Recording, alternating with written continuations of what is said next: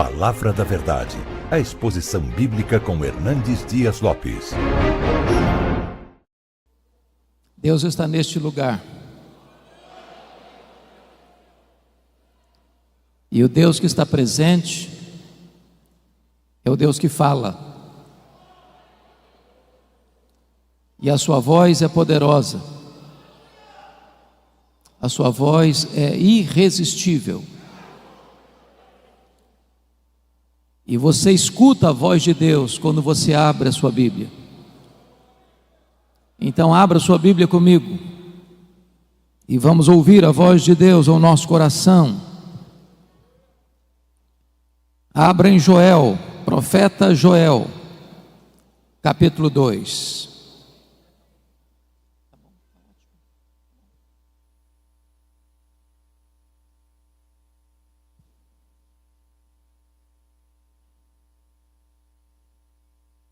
Profeta Joel, capítulo 2.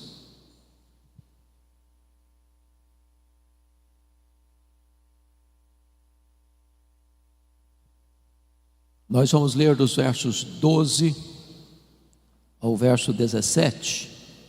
Joel, capítulo 2. Ainda assim, agora mesmo, diz o Senhor, convertei-vos a mim de todo o vosso coração, e isso com jejuns, com choro e com pranto.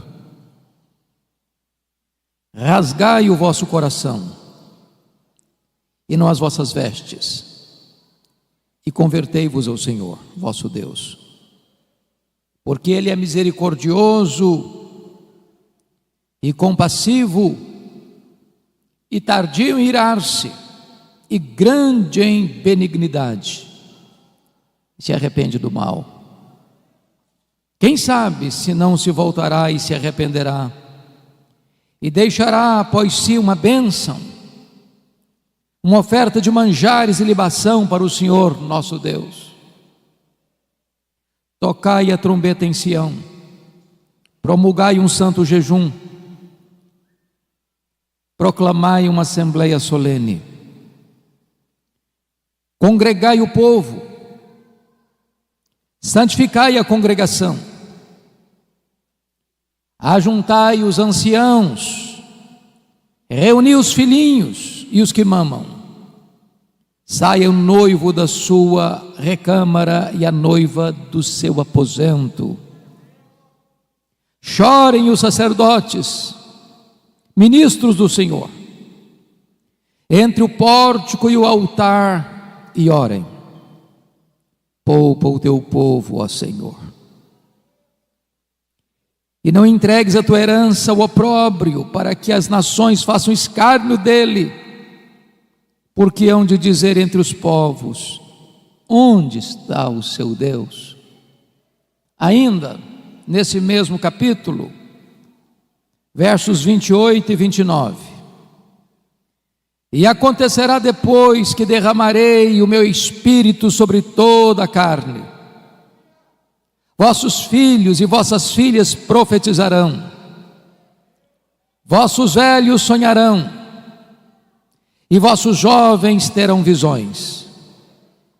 Até sobre os servos, sobre as servas, derramarei o meu espírito naqueles dias. Aleluia.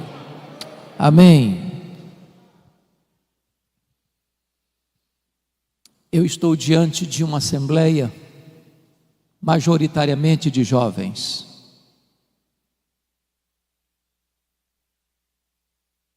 E eu quero dizer a vocês, jovens, e aos demais irmãos, como vocês todos bem têm ciência de que nós estamos vivendo os tempos mais críticos, mais difíceis, mais amargos das últimas gerações.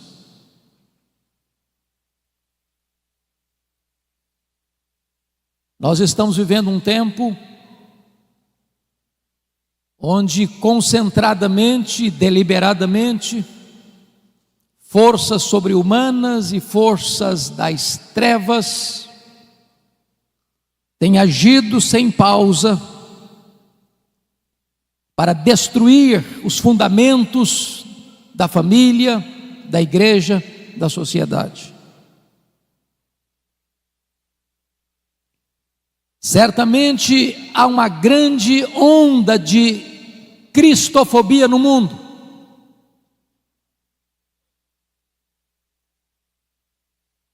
Em muitos lugares, enquanto estamos reunidos aqui, crentes estão sendo presos, torturados, mortos. Mas essa não é a perseguição mais perigosa, porque ao longo da história o sangue dos mártires tem sido a sementeira do Evangelho.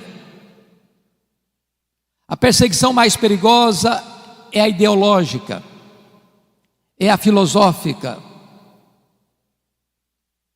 é aquela que vem de mansinho, se aninha, se instala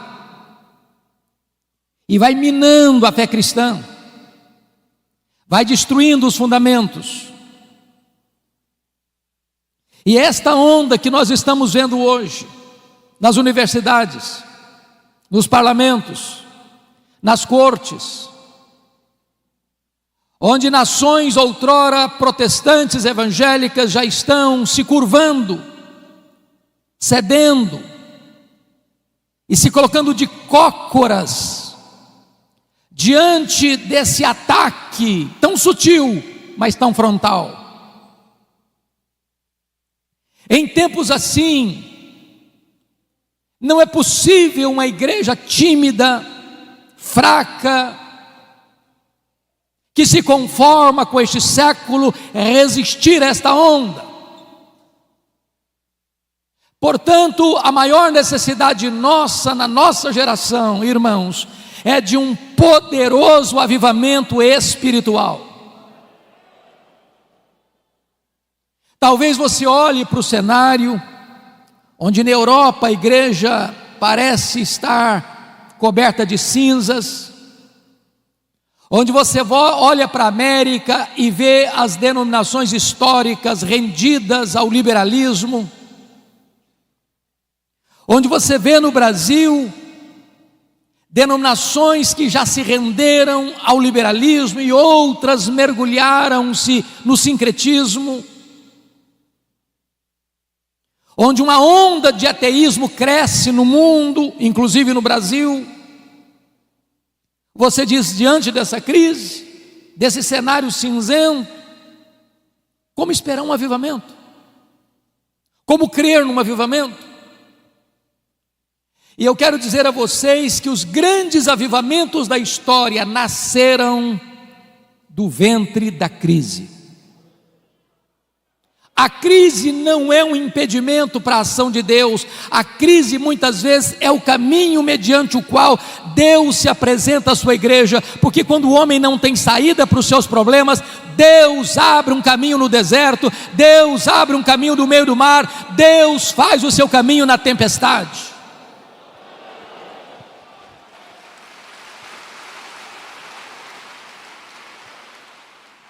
E eu queria que você, com a Bíblia aberta no texto comigo, eu preciso que você esteja com a sua Bíblia aberta no texto, para nós entendermos qual era a crise que o profeta Joel estava descrevendo, para propor um avivamento ou uma volta profunda para Deus. Por favor, olha comigo.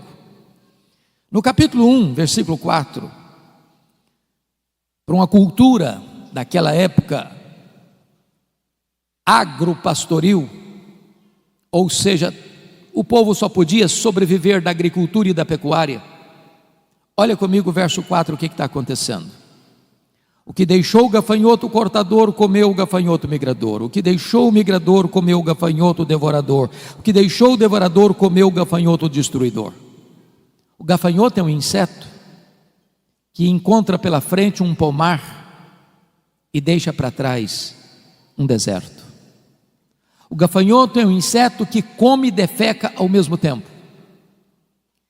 E esses 4 bandos de gafanhotos trouxeram uma devastação total para a agricultura daquele tempo.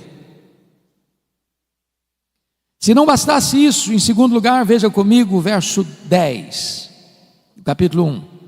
O campo está assolado e a terra de luto, porque o cereal está destruído, a vide se secou, as olivas se murcharam. O que você nota aqui é um cenário de seca severa. As chuvas não descem, o solo não produz, não tem alimento, os armazéns estão vazios, os celeiros estão vazios, a mesa está sem comida. Mas em terceiro lugar, olha comigo o verso 12 deste capítulo 1. A vide se secou, a figueira se murchou, a romeira também e a palmeira, entenda-se aqui a tamareira, e a macieira, todas as árvores do campo se secaram e já não há alegria entre os filhos dos homens. Se você percebeu, todas estas árvores descritas são frutíferas, a base da economia, a base da comida na mesa, a base da sustentação do povo.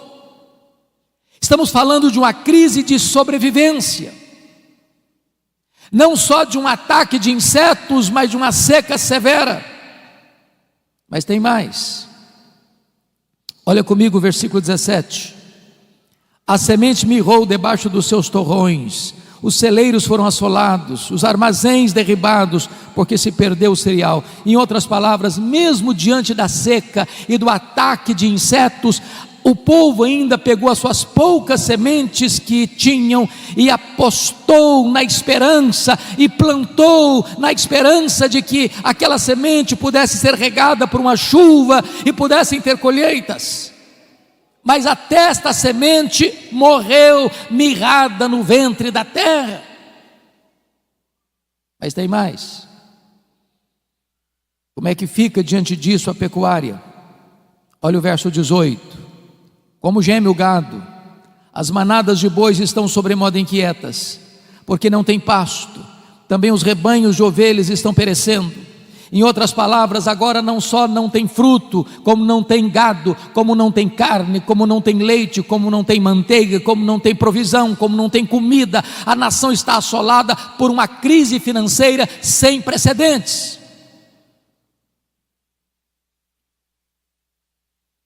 Se você perceber, a crise não fica só aí.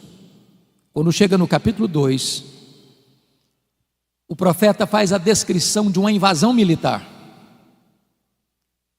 Muito provavelmente ele está descrevendo aqueles dias vividos pelo rei Ezequias, quando o reino do norte, cuja capital era Samaria, caiu no poder da Síria. E agora este mesmo poderoso exército que derrotou as 10 tribos do norte cerca Jerusalém. Um poder irresistível. E a descrição que ele faz no capítulo 2 é de que o povo está completamente cercado, entrincheirado, encurralado e não tem condições de oferecer resistência a este poderoso exército que está cercando a cidade. Este é o cenário. Crise política, econômica. Se você perceber comigo no capítulo 1, versículo 9, a igreja está sofrendo as consequências. Cortada está da casa do Senhor a oferta de manjares e a libação, e os sacerdotes, ministros do Senhor, estão enlutados. Então tem crise na igreja, tem crise no Estado, tem crise na economia, tem crise na política, tem crise social, tem crise para todo lado. O que fazer numa hora dessa? É aí que entra o capítulo 2, versículo 12, que nós lemos. Ainda assim, agora mesmo, diz o Senhor, convertei-vos a mim. O Brasil está em crise, o mundo está em crise. Os homens estão desesperados. Mas quando na crise o povo de Deus se volta para Deus, nasce o sol da esperança, nasce a cura, nasce a restauração. E eu gostaria que você olhasse comigo nesta noite quais são esses aspectos dessa volta para Deus, a natureza dessa volta para Deus. Primeiro, é uma volta para uma relação pessoal com Deus. Olha o verso 12: convertei-vos a mim.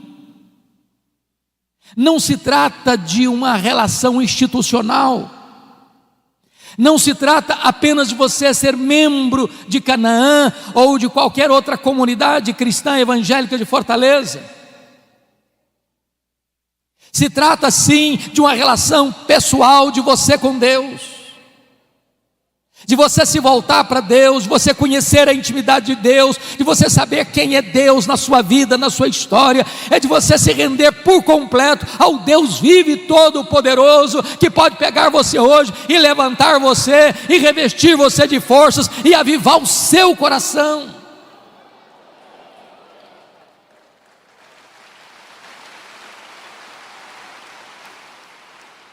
Mas em segundo lugar, irmãos, esta volta é uma volta com profundidade, porque o texto diz: convertei-vos a mim de todo o vosso coração. Não é aquela volta para Deus porque o calo está doendo, não é aquela volta para Deus porque você está desempregado, não é aquela volta para Deus porque você está enfermo, não é aquela volta para Deus porque o seu casamento está abalado, não é aquela volta para Deus para resolver um problema familiar urgente. Você pode ter todas essas motivações, e é bom que você volte nessas circunstâncias, mas quando o problema vai embora, quando a situação se resolve, muita gente se volta para trás e continua longe de Deus do mesmo jeito. Como diz o profeta Oséias: ó Israel, o teu amor cedo passa. Deus quer que você se volte para Ele com profundidade, de todo o seu coração. Que Ele seja o amado da sua alma, que Ele seja o prazer da sua vida, que Ele seja o deleite do seu coração, que Ele seja a sua maior riqueza, que Ele seja o seu maior tesouro, que Ele seja a sua riqueza e a sua herança.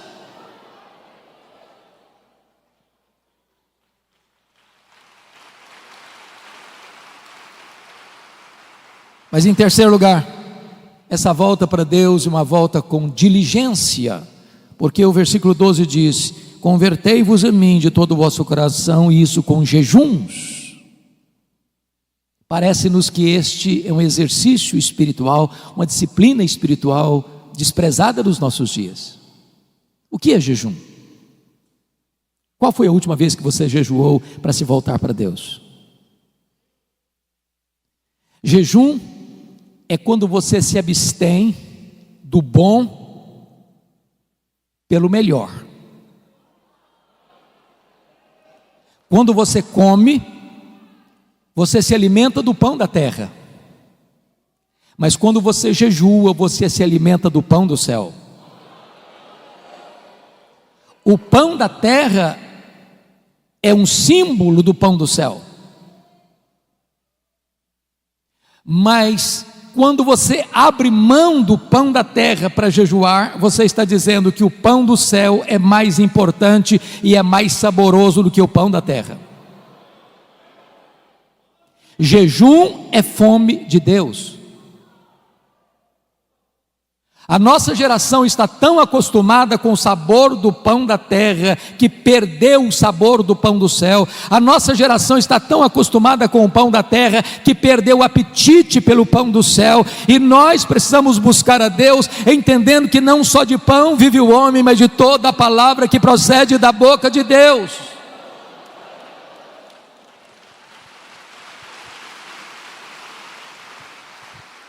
O apóstolo Paulo, escrevendo aos Coríntios, disse: portanto, quer comais, quer bebais, quer façais qualquer outra coisa, fazei tudo para a glória de Deus. Nós comemos para a glória de Deus e nós jejuamos para a glória de Deus. Então você pergunta: se eu como para a glória de Deus e se eu jejuo para a glória de Deus, qual é a diferença então entre comer e jejuar? É que quando você come para a glória de Deus, você se alimenta do símbolo do pão do céu. Mas quando você jejua para a glória de Deus, você se alimenta do próprio pão do céu. Oh, irmãos, nós precisamos nos voltar para Deus, desejando mais a Deus do que as bênçãos de Deus. Mais a presença de Jesus, como cantamos, do que dinheiro, do que sucesso, do que prazeres. Mas em quarto lugar, irmãos, essa volta para Deus, confiram comigo, esta volta para Deus precisa ser uma volta com quebrantamento, porque o verso 12 ainda diz: convertei-vos a mim com choro e com pranto. Às vezes nós estamos voltando para Deus com o coração seco demais e com os olhos enxutos demais. Qual foi a última vez que você chorou voltando-se para Deus? Qual foi a última vez que você chorou como Neemias chorou ao saber da realidade dramática do seu povo, o estado da sua igreja? Qual foi a última vez que você chorou como Davi chorou ao ver a sua família nas mãos do inimigo? Qual foi a última vez que você chorou como Pedro chorou pelos seus próprios pecados? Qual foi a última vez que você chorou ao olhar para Jerusalém de hoje, olhar para a igreja de hoje, como Jesus chorou à entrada da porta de Jerusalém? Jerusalém, Jerusalém, quantas vezes quis eu agasalhar-te debaixo das minhas asas e tu não o quiseste. É hora de chorar, irmãos. Chorar pelos nossos pecados, chorar pelo estado da nossa nação, chorar pelos nossos governantes, chorar pela nossa cidade, chorar pela igreja.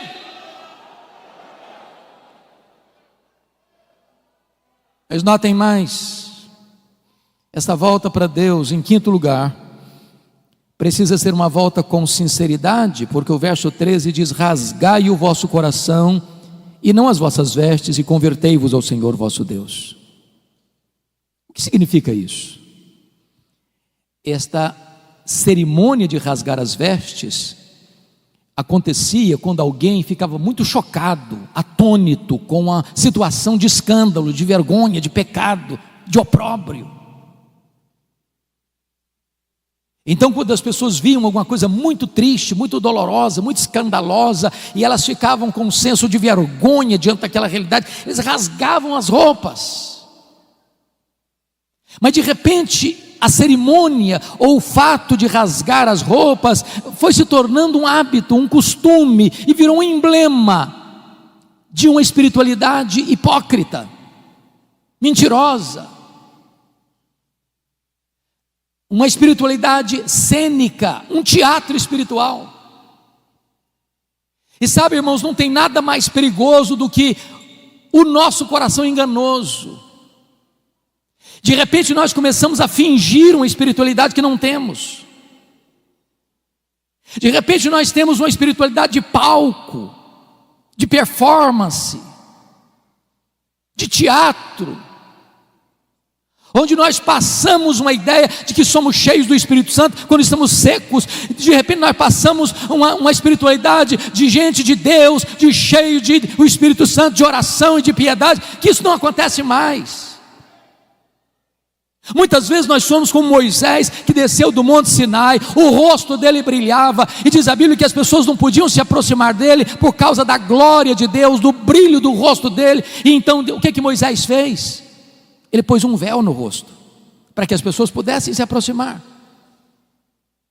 Mas esse homem tão ousado, esse homem que fez dobrar diante dele com um cajado na mão o mais poderoso império do mundo, o império egípcio, diz a Bíblia que num dia ele foi covarde, ele não foi ousado, ele não foi corajoso. Sabe que dia?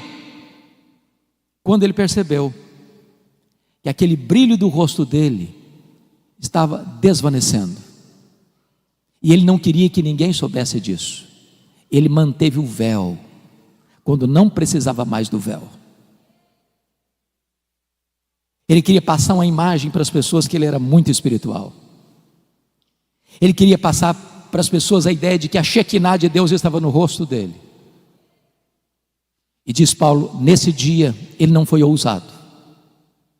E você e eu, se queremos experimentar um poderoso reavivamento espiritual, precisamos ter muito cuidado com os clichês, com os jargões que nós criamos. Às vezes nós vamos orar, damos uma tremidazinha na voz para passar a ideia que nós somos espirituais. Deus não se importa com isso. Ele conhece o coração. Ele está dizendo: rasgue o coração, rasgue o coração, rasgue o coração nessa volta para mim.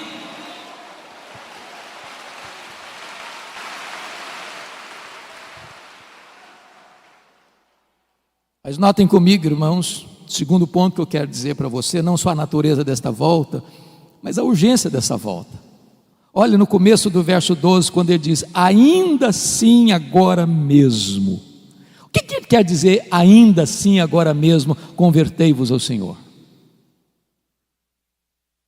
Se você prestou atenção na narrativa do capítulo 1 e do capítulo 2, a situação era de crise, economia combalida, a igreja sem suprimento e os sacerdotes chorando, não tem dízimo, não tem oferta. Se você olha para o campo, não tem fruto. Se você olha para o pasto, o gado está morrendo de fome e de sede. Se você olha para o cenário político, o poder de um império invasor está pronto para tomar a cidade. A crise é medonha, mas Deus está dizendo: ainda assim, agora mesmo, se vocês se voltarem para mim, se converterem a mim, eu mudo esse cenário, eu altero esse cronograma, eu transformo essa realidade triste numa situação de alegria e de vitória.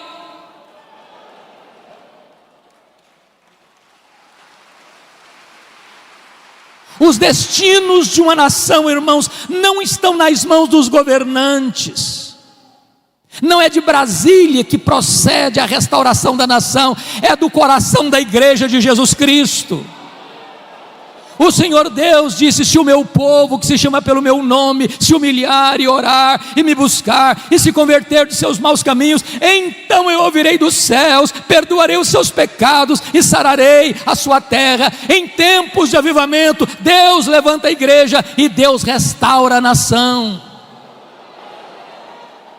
Eu quero conclamar você, jovem, você pai, você mãe que está aqui. É tempo de nós nos voltarmos para Deus. Não dá para esperar mais, não dá para sermos crentes meia boca mais, não dá para sermos crentes mornos mais, não dá para sermos gente descomprometida mais. É tempo de nos voltarmos para Deus. Isso é urgentíssimo.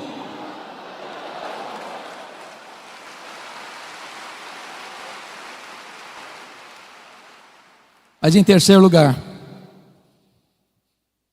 depois que você examina a natureza da volta e a urgência da volta, o profeta Joel vai nos dar um motivo para essa volta para Deus. Confira comigo o verso 13. Convertei-vos ao Senhor vosso Deus. Por quê? Olha a razão. Por quê? Porque Ele é misericordioso e tardio em irar-se, e grande em benignidade, e se arrepende do mal. Quantas vezes você e eu já choramos pelo nosso pecado? Quantas vezes vocês e eu já dissemos: Senhor, tem misericórdia de mim? Porque se Deus observar os nossos pecados, nós vamos perecer. Talvez você pergunte: mas como assim, pastor? Pecando? Presbíteros, líderes? Deixa eu dizer uma coisa a você: se você não está vendo os seus pecados, é porque você está longe da luz. As pessoas que mais confessam os seus pecados e mais choram pelos seus pecados não são as que mais pecam, são as que mais perto de Deus andam. Porque quando nós estamos na presença daquele que é santo, santo, santo, até os serafins cobrem o rosto.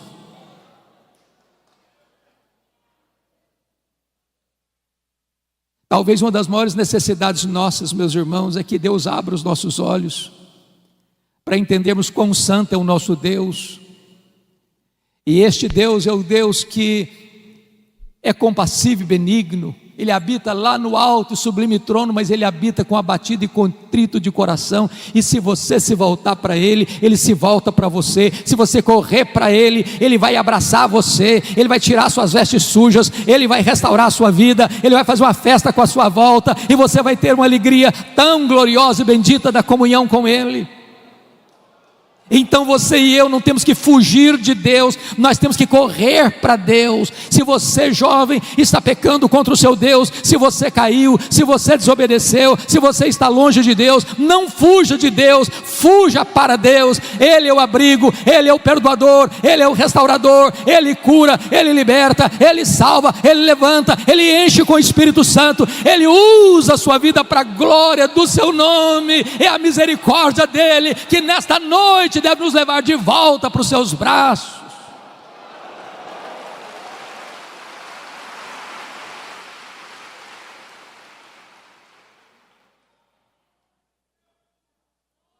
Mas notem comigo, como é que deve ser esta convocação para a volta para Deus. Olha o versículo 15 comigo. Tocai a trombeta em Sião. Oh, irmãos amados, está escrito: promulgai um santo jejum e proclamai uma assembleia solene. O que esse texto está dizendo é que o seu e o meu problema não está lá fora, está aqui dentro do nosso coração. A trombeta não é tocada para fora dos muros, a trombeta é tocada para dentro de Sião.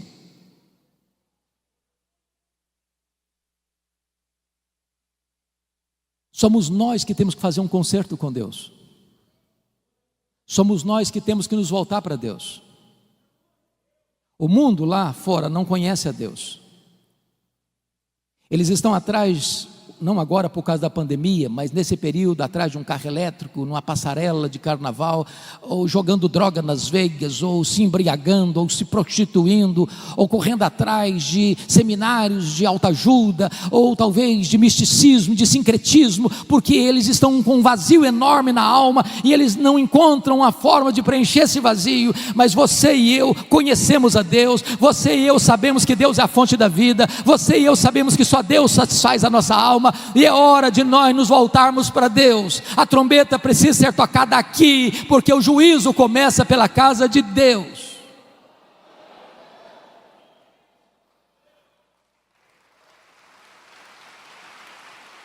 O nosso maior problema não vem de fora, mas vem do nosso próprio coração. E é curioso, meus amados, que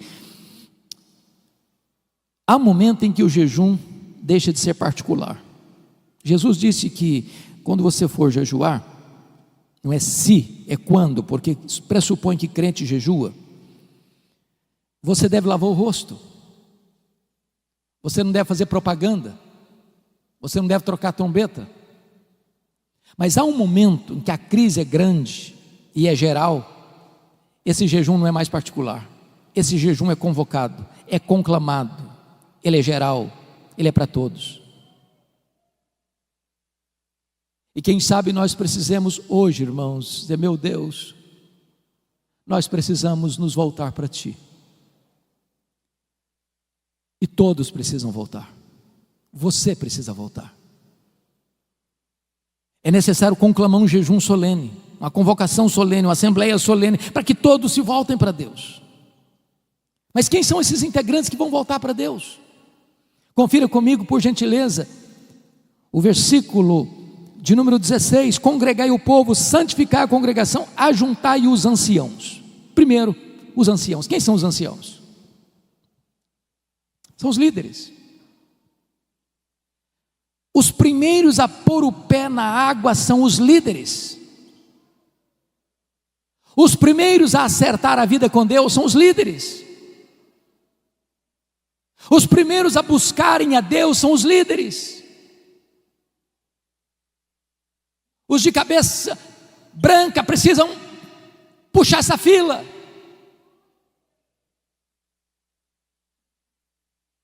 E eu estou certo de que a liderança desta igreja está incomodada, e está desafiada, está desejosa de conclamar esta congregação a se voltar para Deus. E esta liderança está botando o pé na frente e diz: estamos aqui, venham conosco. Mas quem mais precisa se voltar? Olha comigo o versículo 16: congregai, ajuntar os anciãos, reunir os filhinhos. E esta é uma expressão para a juventude. Lugar de jovem curtir a vida não é no mundo. Lugar de jovem viver a plenitude da vida é na presença de Deus. E eu quero convidar você, adolescente, eu quero convidar você, jovem, a colocar a sua juventude nas mãos de Deus e a buscar a Deus.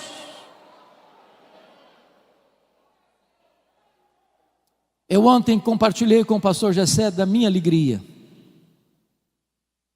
de vê-lo convocando a juventude para um café, que não era um café, era um encontro, um bate-papo sobre as coisas mais importantes que esta geração de cabelos brancos, esta geração de anciãos está dizendo: nós já cumprimos o nosso ministério, estamos concluindo o nosso ministério, mas esse ministério não vai parar, esse ministério não vai ser interrompido, esse ministério não vai acabar. Nós estamos passando o bastão para a nova geração, e esta nova geração precisa estar imbuída do mesmo propósito, conhecendo a Deus, amando a palavra de Deus, comprometida com a palavra de Deus, para pregar a palavra de Deus no poder do Espírito Santo de Deus, para que a igreja de amanhã, a igreja, a segunda geração, seja mais viva, seja mais cheia do Espírito Santo, seja mais comprometida do que a geração atual.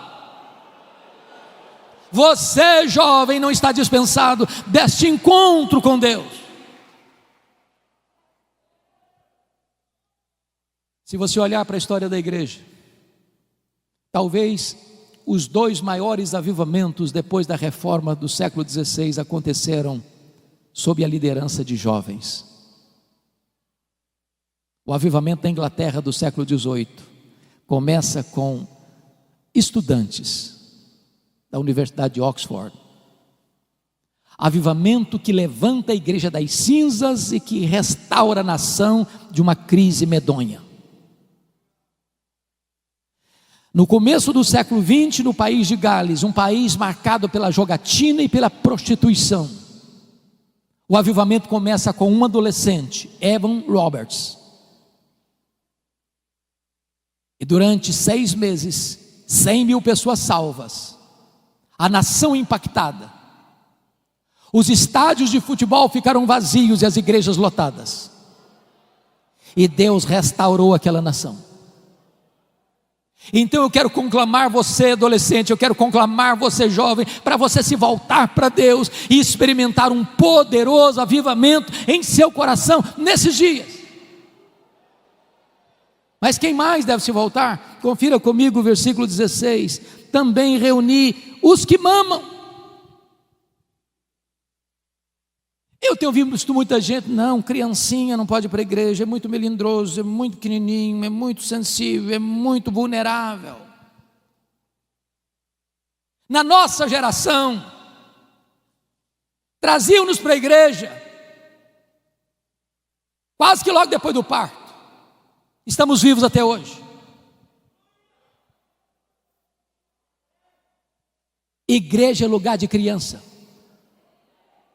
Criança precisa vir para a igreja desde a meninice mais tenra, no braço do pai, no braço da mãe, no colo do pai, no colo da mãe, porque é aqui que ele começa a aprender, a conhecer a palavra de Deus, a amar a palavra de Deus e a conhecer a igreja do Deus vivo. As crianças não estão dispensadas nessa coletividade de buscar ao Senhor.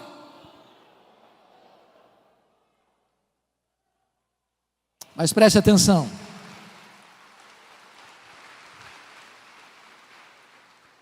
Quem é que deve buscar o Senhor? Diz o texto no verso 16: sai o noivo da sua recâmara e a noiva do seu aposento. O que significa isso? Vocês que conhecem a Bíblia sabem que na cultura judaica, quando um rapaz se casava, uma moça se casava, esse rapaz era dispensado do serviço militar durante 1 ano, para desfrutar da vida conjugal. Deus está quebrando aqui um protocolo. Deus está aqui dizendo o seguinte: olha, essa busca, esse acerto com Deus é tão urgente que você interrompe a lua de mel. Até no dia das núpcias de um rapaz e de uma moça, ele e ela não estão dispensados desta volta para Deus, desta busca de uma restauração espiritual.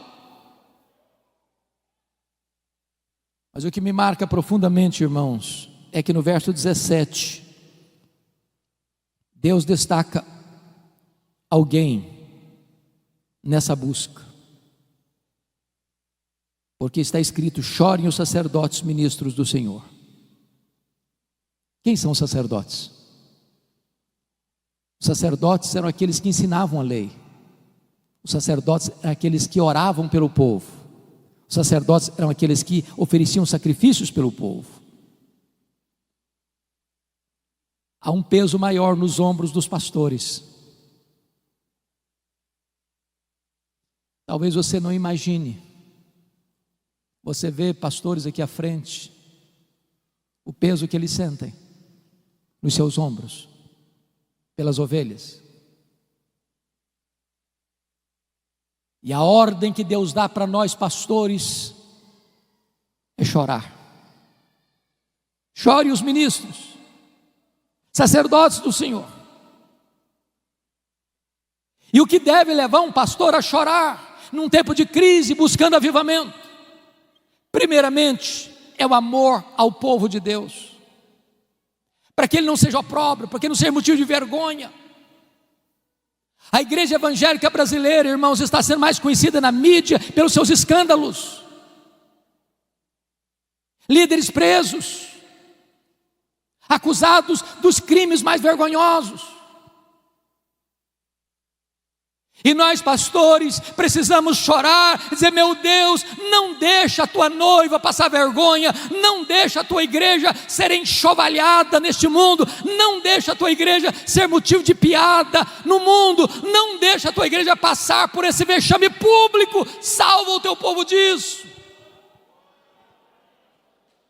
Mas em segundo lugar, os sacerdotes precisam chorar por uma outra motivação: o zelo pela glória de Deus. Porque hão de dizer entre os povos: onde está o seu Deus? O líder precisa ter paixão pela glória de Deus, zelo pelo nome de Deus. Porque quando a noiva está suja, quando a noiva está indiferente, quando a noiva perdeu o seu primeiro amor, a glória de Deus, a honra de Deus é questionada no mundo. Cadê Deus? Por que Deus não age? Por que Deus permite isso? Por que a igreja está desse jeito?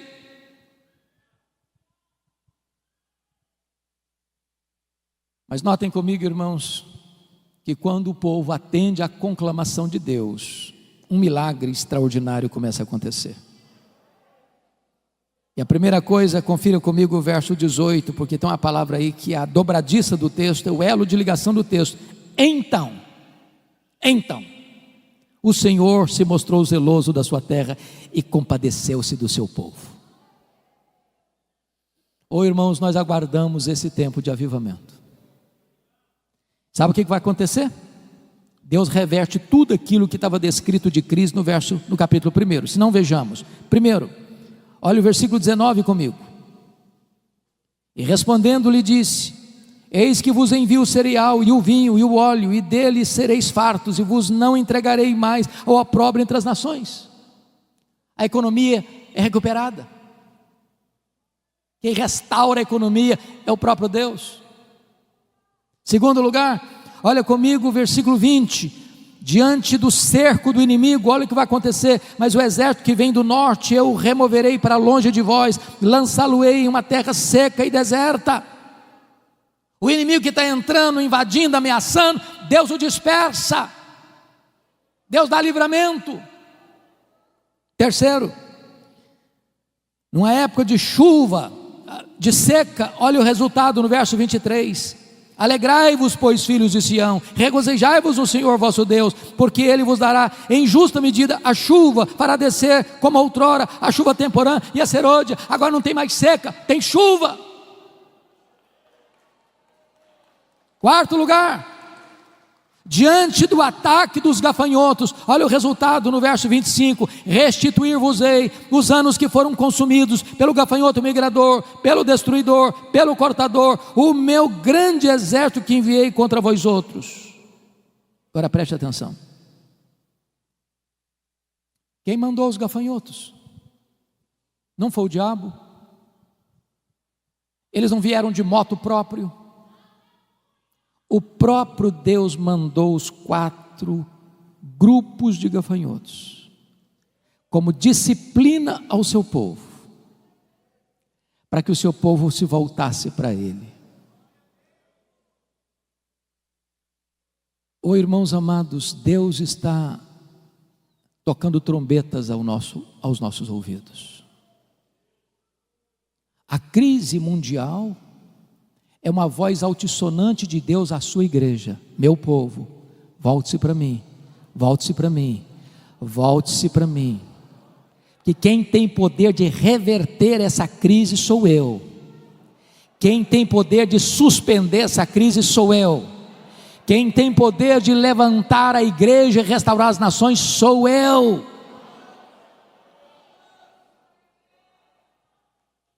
Mas em último lugar, irmãos, preste bem atenção no que eu vou lhes dizer.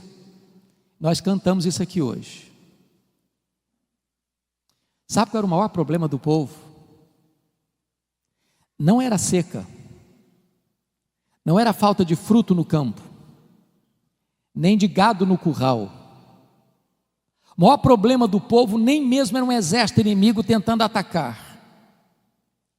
O maior problema da igreja, preste atenção nisso, não é nem a presença do diabo. O maior problema da igreja é a ausência de Deus. Foi o que Paulo disse: se Deus é por nós, quem será contra nós? Você e eu podemos perder bens materiais, você e eu podemos perder emprego, você e eu podemos perder até a saúde. O que você e eu nunca podemos perder é a presença de Deus. É a presença de Deus. Não tem nada mais triste, irmãos, do que a inscrição Icabode, foi-se a glória do Senhor. É por isso que está escrito no verso, confira comigo aí por gentileza, 27, sabereis que eu estou no meio de Israel, e que eu sou o Senhor vosso Deus, e não há outro, e o meu povo jamais será envergonhado. É a presença de Deus, é a presença de Deus, é a presença de Deus. Eu quero concluir, levando você agora para os versos 28 e 29, porque está escrito assim: e acontecerá depois, preste atenção, não antes, e acontecerá depois. Depois de quê? Depois que o povo de Deus se volta para Deus de todo o coração, com jejuns, com choro, com pranto, rasgando o coração e não as vestes. Depois que o povo de Deus se volta para Deus, olha a promessa: e acontecerá depois que derramarei o meu espírito sobre toda a carne. Vossos filhos e vossas filhas profetizarão, vossos velhos sonharão, vossos jovens terão visões, e até sobre os servos e sobre as servas derramarei o meu espírito naqueles dias. Sabe o que aconteceu, irmãos? Essa promessa de Joel, mais de 600 anos depois, se cumpre no dia de Pentecostes. E quando Pedro se levanta, porque o povo está perguntando o que quer isso dizer, atônito, uns achando com preconceito são galileus, outros com desprezo estão bêbados. Pedro se levanta e diz assim: não, eles não estão bêbados. O que está acontecendo aqui é o que disse o profeta Joel: e acontecerá depois que derramarei do meu espírito sobre toda a carne. E esta promessa não é apenas para nós, não é apenas para vós, é para os vossos filhos, é para aqueles que estão ainda longe, é para quantos o Senhor nosso Deus chamar. Significa o seguinte: essa promessa de Joel é para a igreja evangélica, Assembleia de Deus, Ministério Canaã. Esta promessa é para você que está aqui hoje, nesta noite. Esta promessa é para você que está acompanhando este culto pela internet. Esta promessa é para a igreja evangélica brasileira. Esta promessa é para os nossos dias.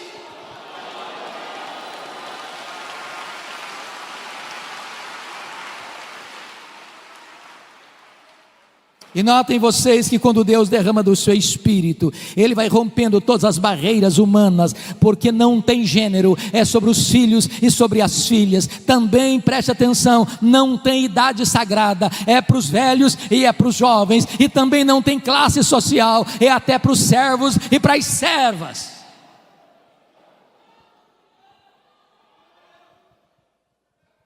E diz o texto, duas coisas eu destaco para fechar: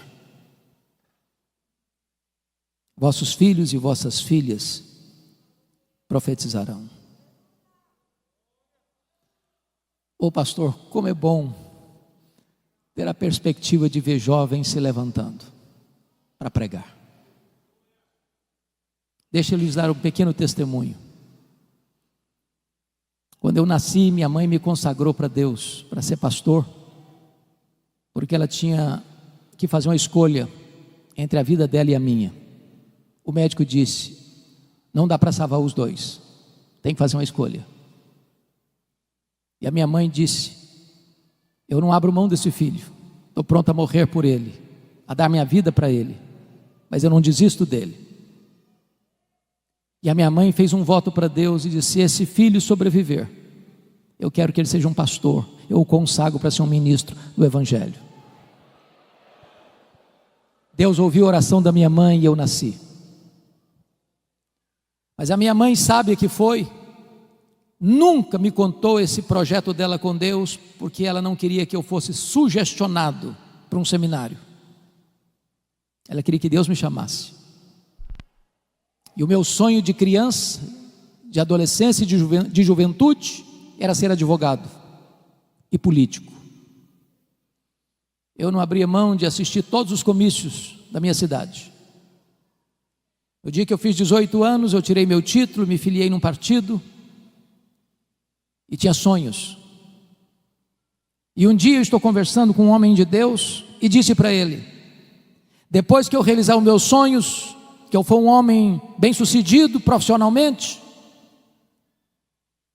eu vou entrar num seminário, fazer teologia e me preparar para servir a Deus melhor. E esse homem, usado por Deus, botou o dedo no meu nariz e disse: você quer dar as sobras para Deus? Deus quer você agora, com a sua juventude, com a sua inteligência, com a sua força. E aquela palavra entrou no meu coração como uma flecha. E aquele dia foi o dia do meu chamado para o ministério. Eu quero dizer para você, jovem, que hoje esteve no café da manhã, e outros mais que Deus há de levantar, que você possa se levantar para ser um pregador poderoso da palavra de Deus na nossa geração. Que o melhor dos nossos filhos se levantem como pregadores nessa geração. Vossos filhos e vossas filhas profetizarão. Mas tem mais, está escrito aqui: vossos velhos sonharão. O que significa isso? Não é que você comeu um pouco mais no jantar e de noite sonhou, não. Se você perceber a marca do velho, e eu posso dizer isso porque meus cabelos já estão brancos, é que nós vivemos das glórias do passado. Nós começamos a ler a vida pelas lentes do retrovisor. E quando um velho está cheio do Espírito Santo, ele começa a olhar para frente, ele começa a ter planos, ele começa a sonhar, ele começa a projetar, ele começa a ter alvos elevados. Ele é um Caleb que com 85 anos quer conquistar uma montanha. Então deixa eu dizer uma coisa para você que de cabelos brancos: não tem aposentadoria no reino de Deus. Enquanto você tiver fôlego de vida, enquanto você tiver um fiapo de vida, você está convocado a fazer a obra de Deus.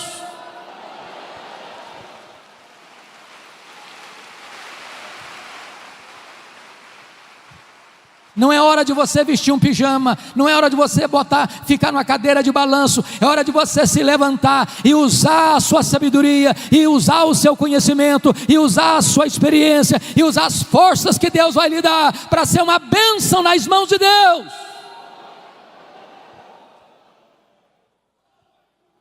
Mas o texto conclui dizendo: e os vossos jovens terão visões. Claro que não está falando também de visões místicas. A marca do jovem é ter força, mas falta-lhe a experiência. Mas um jovem cheio do Espírito Santo, ele é mais sábio do que um velho insensato. Um jovem cheio do Espírito Santo, ele tem visão da obra de Deus, e ele quer alcançar grandes coisas para Deus. E a nossa oração, irmãos, é que Deus se compadeça de nós, para que nós nos levantemos, crianças de peito, adolescentes e jovens, noivo e noiva, recém-casados, servos e servas, velhos e jovens, todos nós nos levantemos dizendo: Senhor, o Brasil está em crise, o mundo está em crise, a igreja está em crise, mas em tempo de crise o Senhor pode soprar sobre nós o teu sopro. Em tempo de crise o Espírito Santo pode vir sobre nós como um vento impetuoso e encher toda esta casa. Em tempos de crise o Espírito Santo pode descer em línguas como de fogo e pousar sobre cada um de nós, e ficarmos cheios do Espírito Santo.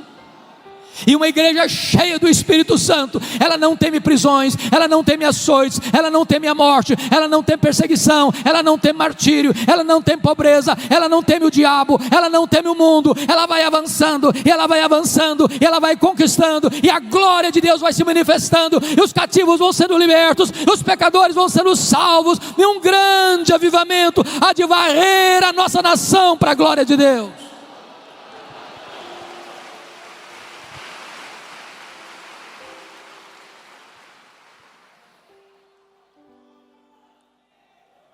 Você quer esse avivamento, irmão? Você anseia por ele? Não dá mais para esperar. Ainda assim, agora mesmo, diz o Senhor: convertei-vos a mim de todo o vosso coração. Que Ele nos ajude. Amém. Palavra da Verdade, a exposição bíblica com Hernandes Dias Lopes.